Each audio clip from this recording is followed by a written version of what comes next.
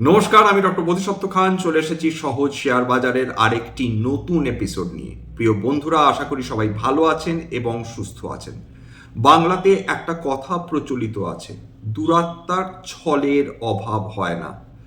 Supreme court American প্রেসিডেন্টের বসানো ট্যারিফের ওপর যখন নিষেধাজ্ঞা জারি করলেন, তারপর থেকে ট্রাম্প সাহেব লিটারালি উন্মাদ হয়ে রয়েছেন রাগে এবং নানা অজুহাত, নানা আর্টিকেল খুঁজে বের করছেন, যার ফলে তিনি নতুনভাবে শুল্ক বসাতে পারেন বিভিন্ন দেশ তথা বিভিন্ন দেশের কোম্পানিগুলোর পণ্যের ওপর। এবং অলরেডি তার হুমকি দেওয়া আরম্ভ হয়ে গিয়েছে। ইউরোপীয় ইউনিয়ন, ভারতবর্ষ তথা বিশ্বের বিভিন্ন দেশকে তিনি হুমকি দিয়ে বলেছেন যে বেশি চালাকি করার চেষ্টা করবেন না, যে ট্রেড এগ্রিমেন্ট হয়েছে সেটাই থাকবে বজায়, কোনো রকম পরিবর্তন হবে না। আজকের একটি খবরের জেরে ভারতবর্ষের যে সোলার এনার্জি কোম্পানি, সেটাতে প্রকৃত অর্থে ধস নেমেছে বললে কম বলা হয়। বিগত কয়েক মাস ধরে অ্যানথ্রোপিকের আতঙ্কে বিভিন্ন আইটি কোম্পানিগুলোতে ধারাবাহিকভাবে পতন চলছিল। বিভিন্ন স্টকসগুলো তাদের 52 সপ্তাহের নিম্নস্তর ছুঁয়ে যাচ্ছিল। কিন্তু আজকে যদি সোলার এনার্জি কোম্পানিসগুলো দেখেন, সেখানে যে ধস নেমেছে সেটা একেবারেই অপ্রত্যাশিত ছিল। ভারতবর্ষের সেরা কোম্পানিসগুলো, বিশেষত যারা আমেরিকাতে এই ধরনের সোলার প্যানেলস এক্সপোর্ট করে থাকে, তাদের আজকের আতঙ্কে দিশেহারা অবস্থা। কেন? প্রাথমিকভাবে একটি খবর এসেছিল যে আমেরিকা তারা ভারতবর্ষের যে বিভিন্ন কোম্পানি, সোলার এনার্জি কোম্পানিসগুলো রয়েছে, যারা আমেরিকাতে সোলার প্যানেলস এক্সপোর্ট করে থাকে, তার উপর 126% শুল্ক বসাতে চলেছে। সেটা কারা বসাচ্ছে? US commerce department.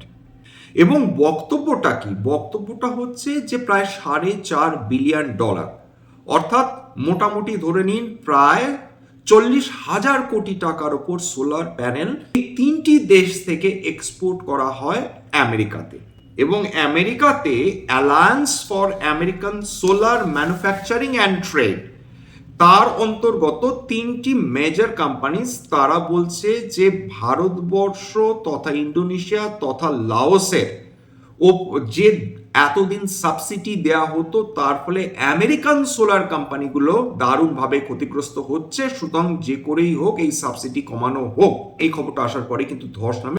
তারপর অবশ্য ভ্যারি এনার্জিজের যিনি শীর্ষস্থানীয় কর্মকর্তা, তিনি একটা ক্ল্যারিফিকেশন দেন। তিনি বলেন যে সোলার প্যানেলের ওপর অতিরিক্ত কোনো শুল্ক বসবে না, কিন্তু যে ইন্ডিয়ান সোলার সেলস যে কোম্পানিসগুলো তৈরি করে তার ওপর এই ধরনের ট্যাক্স বসতে চলেছে।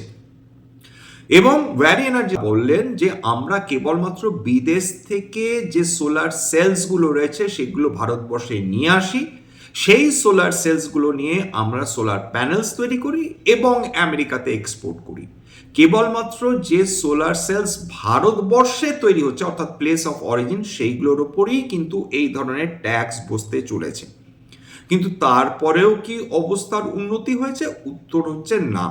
কয়েক শতাংশ একদম সর্বনিম্ন স্তর থেকে উঠেছে বটে, কিন্তু তা সত্ত্বেও সার্বিকভাবে আজকে সারাদিন ধরে সমস্ত সোলার এনার্জি কোম্পানিসগুলোতে আমরা পতনমুখী অবস্থাটাই কিন্তু শেষ পর্যন্ত দেখতে পেয়েছি। আজকের আদানি গ্রিন এনার্জি প্রায় 2.5% পতন, ইনসোলেশন এনার্জি 9.5% পতন, প্রিমিয়ার এনার্জিস সেটা প্রায় 6.5% পতন, একসময় 10%-এর উপর পতন দেখে ফেলেছিল।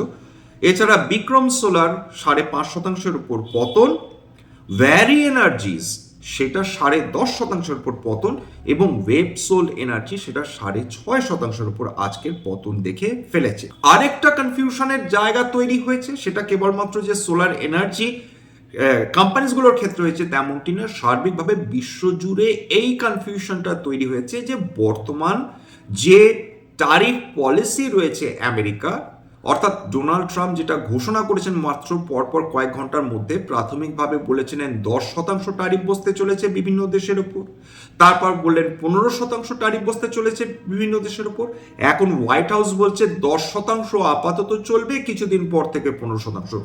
কেউ বুঝতে পারছে না যে এক্স্যাক্টলি তাদের পণ্য যদি আমেরিকাতে এক্সপোর্ট করা হয় তারা কত শতাংশ ট্যারিফ ধরে সেখানে মাল পাঠাবেন, সেটা 10% নাকি 15%।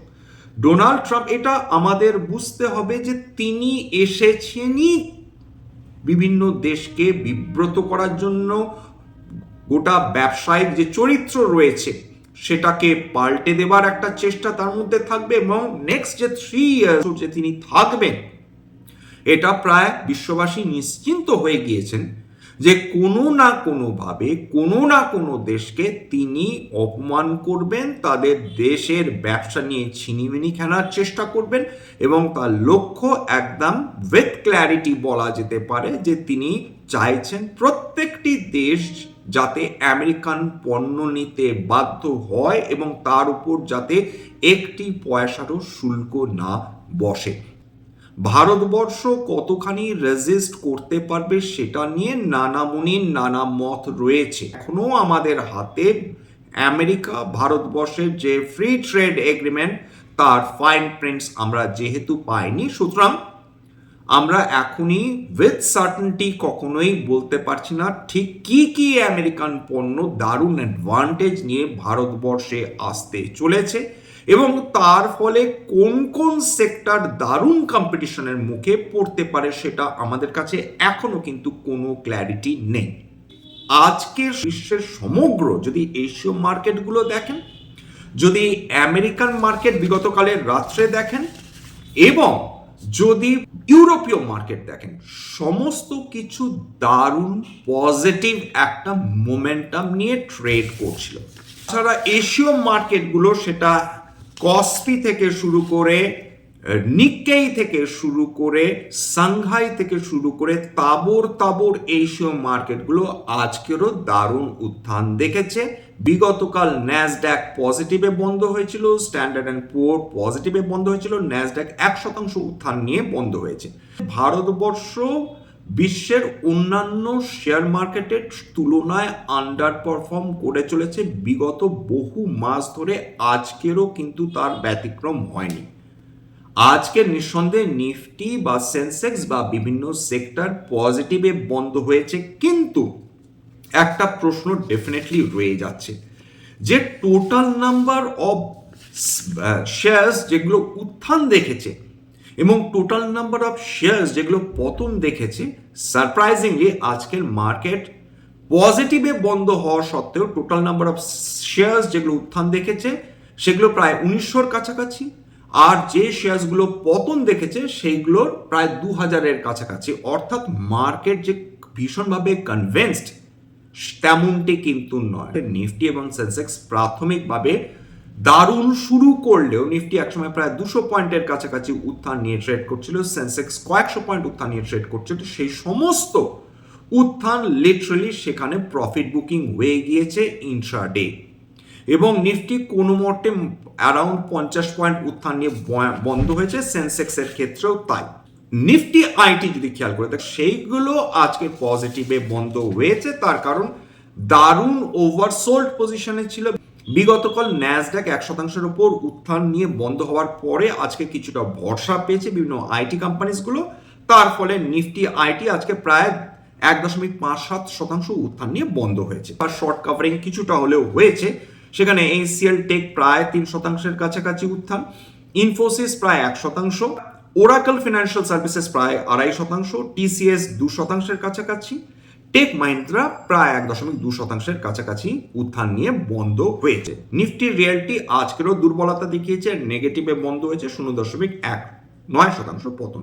তবে যে সেক্টরটি দুর্দান্ত উত্থান দেখেছে আজকের, সেটা কিন্তু নিফটি মেটাল সেক্টর। আজকে 2.7% জনপ্রিয় যে স্টকসগুলো মেটাল সেক্টরের অন্তর্গত সেইগুলো আজকে দারুণ পারফরমেন্স দেখেছে। হিন্দালকো প্রায় 1.5%-এর কাছাকাছি উত্থান, হিন্দুস্তান কপার 4%-এর কাছাকাছি উত্থান, হিন্দুস্তান জিঙ্ক প্রায় 3.6% কাছাকাছি উত্থান, ন্যালকো প্রায় 5% কাছাকাছি উত্থান, বেদান্ত 5.5% কাছাকাছি উত্থান। আজকে কমোডিটিজ মার্কেট যদি দেখেন, আজকে সোনা পজিটিভ ট্রেড করছিল, এমসিএক্স এর ডেটা 2 এপ্রিল এক্সপায়ারি 1,60,559 টাকা প্রতি 10 গ্রাম ট্রেড করছিল, 24 ক্যারেট 600 টাকা উত্থান নিয়ে। রুপো আবার ধীরে ধীরে ফিরে আসার চেষ্টা করছে, 5ই মার্চ এক্সপায়ারি 2,65,334 টাকা প্রতি কিলো ট্রেড করছিল, আজকে প্রায় 2.5% উত্থান, 4,590 টাকা বৃদ্ধি। একটা পজিটিভ দিক কিন্তু ভারতীয় শেয়ার বাজারের ক্ষেত্রে বিগতকাল আপনারা দেখেছেন যে মার্কেটে ভারতীয় শেয়ার বাজারে কিরকম ধস নেমেছিল, বিশেষত আইটি সেক্টর। তা সত্ত্বেও কালকের এফআইএসরা ভীষণই কম নেট সেলার ছিল, এবং মজার ব্যাপার হচ্ছে যে ভারতীয় শেয়ার বাজারে এই যে উত্থান পতন চলছে গোটা ফেব্রুয়ারি মাস ধরে, একটা দুর্বলতা কাজ করছে ভারতীয় শেয়ার বাজার, কিন্তু তা সত্ত্বেও অন্তত 24শে ফেব্রুয়ারির রাত অবধি আমাদের কাছে যে ডেটা আমরা পাচ্ছি সেখানে দেখা যাচ্ছে নেট বায়াস ছিল কিন্তু এফআইআইসরা, অর্থাৎ গোটা ফেব্রুয়ারি মাস এখনো অবধি ফরেন ইনস্টিটিউশন ইনভেস্টার্সরা 1,269.9 কোটি টাকার নেট বায়াস তারা শেয়ার কিনে রেখেছে। বিগত সেপ্টেম্বর 2024 থেকে যে দুর্বলতা আমরা দেখেছিলাম এফআইআই সেলিং এর ক্ষেত্রে, সেটা যে কিছুটা আটকানো সম্ভব হয়েছে সেটা এই ডেটা দেখেই বোঝা সম্ভব হচ্ছে। এর ডিআইআইসরা তাদের কর্তব্য করে চলেছে। ফেব্রুয়ারি মাসে তারা 15,980 কোটি টাকার শেয়ার তারা কিন্তু কিনেছে, যেটা আবার খুব স্বাভাবিকভাবে ভারতীয় শেয়ার বাজারকে পুনরায় ধস থেকে রক্ষা করছে বলা যেতে পারে। নিফটি অটো আজকেরও দারুণ উত্থান দেখেছে, 1.85%, অর্থাৎ একটা তেজি ভাব ফিরে এসেছে বলা যেতে পারে।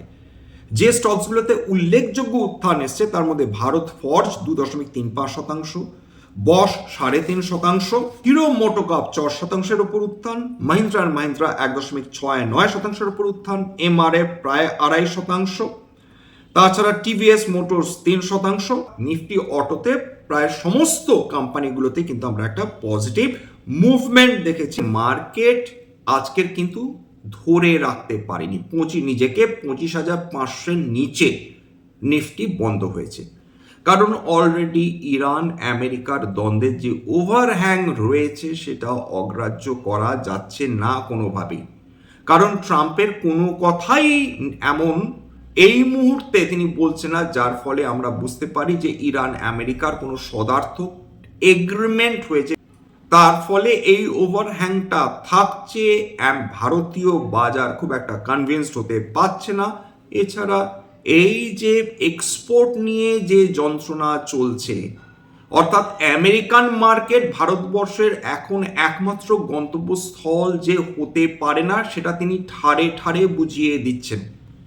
আমাদের অন্যান্য ট্রেড অ্যাভিনিউজের কথা যে চিন্তা করতে হবেই, এ ব্যাপারে তো নতুন করে বলার কিছু নেই।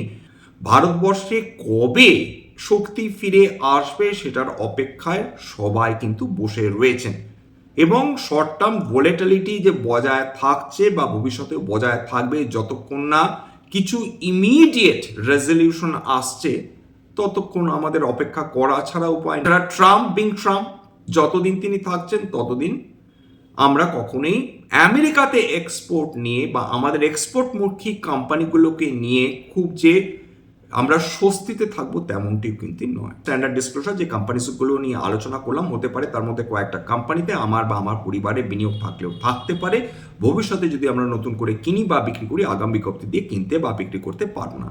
স্ট্যান্ডার্ড ডিসক্লেমার, এটা কেবলমাত্র একটা এডুকেশনাল চ্যানেল, বাঙালি বিনিয়োগকারীদের ইনভেস্টার অ্যাওয়ারনেস বৃদ্ধির জন্য।